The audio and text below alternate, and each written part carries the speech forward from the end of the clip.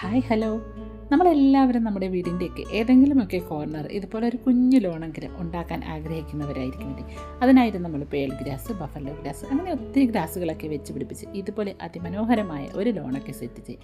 പക്ഷേ ഇങ്ങനെ ഒരു ലോൺ സെറ്റ് ചെയ്യാൻ ഇതിൻ്റെ പിറകിൽ കുറച്ച് എഫർട്ട് കൂടി ആവശ്യമാണ്. ഒരു ലോണെന്ന് ആലോചിക്കുമ്പോഴേ എല്ലാവരുടെയും മനസ്സിൽ ആദ്യം വരുന്നത് മെയിൻ്റനൻസ് ഫ്രീ ആയിട്ടുള്ള ഒരു ഗ്രാസ് പിടിപ്പിക്കുക എന്നതായിരിക്കും അല്ലേ. ബഫല്ലോ ഗ്രാസ്, പേൾ ഗ്രാസ്, ഇങ്ങനെ പലവിധം ഗ്രാസുകളുണ്ടെങ്കിലും നമ്മുടെ പേൾ ഗ്രാസിനാണ് എല്ലാവരും പ്രിഫർ ചെയ്യുന്നത്. കാരണം എന്താണെന്ന് വെച്ചാൽ അതിൻ്റെ ആ ഒരു മെയിൻ്റനൻസ് കുറവ് തന്നെയാണ്. ഈ ഒരു ഗ്രാസ് നല്ല ഹെൽത്തി ആയിട്ട് വളരാൻ നല്ല വെയിൽ വേണമെന്നൊന്നുമില്ല. ഷെയ്ഡഡ് ഏരിയയിലും ഈ ഒരു പ്ലാന്റ് നല്ല ഹെൽത്തി ആയിട്ട് വളർന്നു വരും. പിന്നെ ഈ ഒരു ഗ്രാസിൻ്റെ ഒരു സൈഡ് എഫക്റ്റ് ആയിട്ട് എനിക്ക് തോന്നുന്ന കുറച്ച് കാര്യങ്ങൾ പറയാം. ഇതുപോലെ പ്രോപ്പർ മെയിൻ്റനൻസ് കൊടുത്തില്ല എങ്കിൽ നല്ലപോലെ നീണ്ട് വളർന്നിരിക്കും. ഇതിൻ്റെ ഇടയിലൊക്കെ ചെറിയ പ്രാണികളോ എന്തെങ്കിലുമൊക്കെ ജീവികളോ ഒക്കെ കയറി കിടക്കാൻ സാധ്യതയുണ്ട്. അതുകൊണ്ട് തന്നെ ഇതിന് നല്ലൊരു പ്രോപ്പർ പ്രൂണിങ് ആവശ്യമാണ്. നമ്മൾ 1-2 ആഴ്ചയൊക്കെ കൂടുമ്പോൾ പ്രൂൺ ചെയ്തില്ല എങ്കിൽ ഇതുപോലെ നമ്മുടെ പാത്ത് വേയിൽ വെച്ചിരിക്കുന്ന സ്റ്റോണിലും ഒക്കെ വളർന്ന് ആകെ ഇതൊരു വൃത്തികേടായി കിടക്കുകയും ചെയ്യും. അതുമാത്രമല്ല ഇതൊരു കരിഞ്ഞ് ഉണങ്ങിയൊരു ഭംഗിയില്ലാതെ ആവുകയും ചെയ്യും.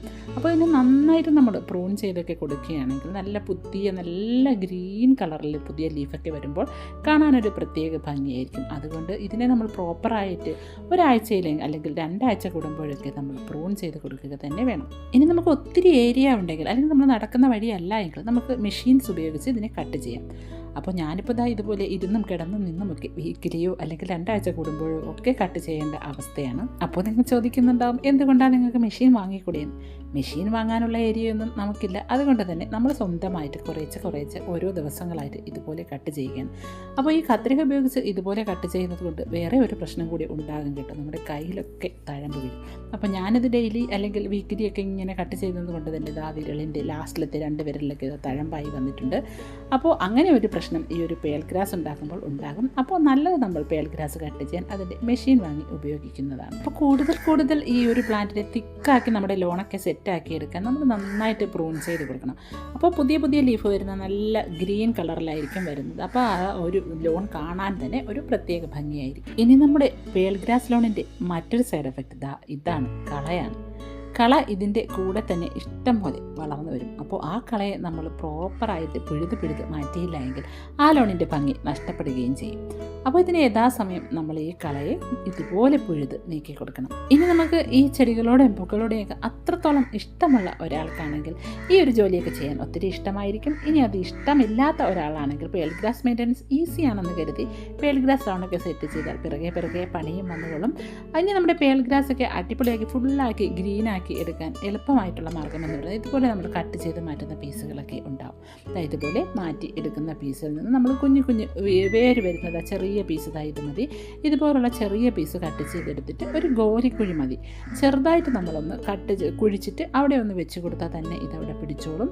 ഇനി അങ്ങനെ അല്ല എങ്കിൽ നമുക്ക് നന്നായിട്ട് ഉറച്ച മണ്ണൊക്കെ ആണെങ്കിൽ നമ്മൾ നന്നായിട്ട് കൊത്തി ഇളക്കി അവിടെ കുറച്ച് കൊക്കോ പിറ്റോ ഒക്കെ കൂടെ ഇട്ട് കൊടുത്തിട്ട് നമ്മൾ നടുകയാണെങ്കിൽ വളരെ ഫാസ്റ്റായിട്ട് ഈ ഏരിയ എല്ലാം കവറായി വരികയും ചെയ്യും. ഇനി ലോൺ സെറ്റ് ചെയ്യാനാണെങ്കിൽ നമ്മൾ 20, 25, 30 രൂപയൊക്കെ കൊടുക്കുമ്പോൾ ഒരു സ്ക്വയർ ഫീറ്റ് ഷീറ്റ് തന്നെ കിട്ടും. അതിനെ നമ്മൾ ഇതുപോലെ കുഞ്ഞു പീസുകളായിട്ട് ഇളക്കി അടുത്തടുത്തായിട്ട് വെച്ച് കൊടുക്കുകയാണെങ്കിൽ ലോൺ പെട്ടെന്ന് കവറാവും. ഇനി അടുത്തടുത്തല്ല ഇത്തിരി ദൂരത്തായി വെച്ച് കൊടുത്താലും വളരെ പെട്ടെന്ന് തന്നെ ഈ ചെടി പടർന്ന് എല്ലാ സ്ഥലത്തും ഫില്ലായി കിട്ടുകയും ചെയ്യും.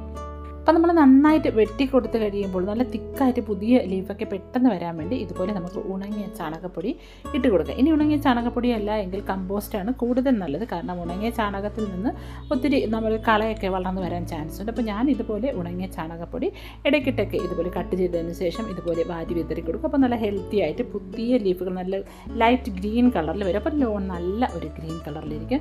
അതിനുശേഷം നമ്മൾ നന്നായിട്ട് നനച്ച് കൊടുക്കണം. അപ്പോൾ ഇനി നനവ് കൂടി വെള്ളം കെട്ടി നിന്നാൽ ആ ഒരു സ്ഥലത്തിലെ പുല്ലൊക്കെ ചീഞ്ഞു പോകാൻ സാധ്യതയുണ്ട്.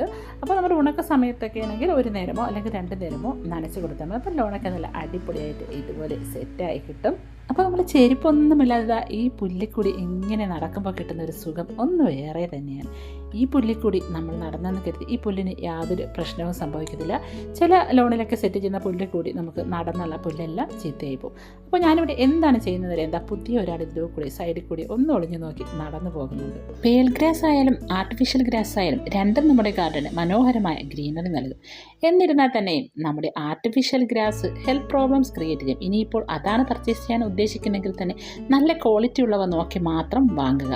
പേൾ ഗ്രാസ് ആണെങ്കിൽ നമ്മുടെ പ്രകൃതിയുമായി നന്നായിട്ട് ഇണങ്ങി മനോഹരമായി നമ്മുടെ ഹെൽത്തിന് തന്നെ യാതൊരു ഇഷ്യൂയും ഉണ്ടാക്കുന്നില്ല. അപ്പോൾ നമ്മുടെ പേൾ ഗ്രാസിൻ്റെ പുൽത്തകിടിയൊക്കെ കാണാൻ വളരെയേറെ മനോഹരമാണ്. എന്നാൽ അതിൻ്റെ പിറകിലായിട്ട് ഒത്തിരി എഫർട്ടും കൂടി ആവശ്യമാണ്. അപ്പോൾ പേൾ ഗ്രാസ് ആണോ വേണ്ടത് അതോ ആർട്ടിഫിഷ്യൽ ഗ്രാസ് ആണോ വേണ്ടതെന്ന് നിങ്ങൾക്ക് തീരുമാനിക്കാം. പുതിയൊരു വീഡിയോയുമായി വീണ്ടും കാണുന്നത് വരേക്കും bye from Siji Nijas. Thank you for watching.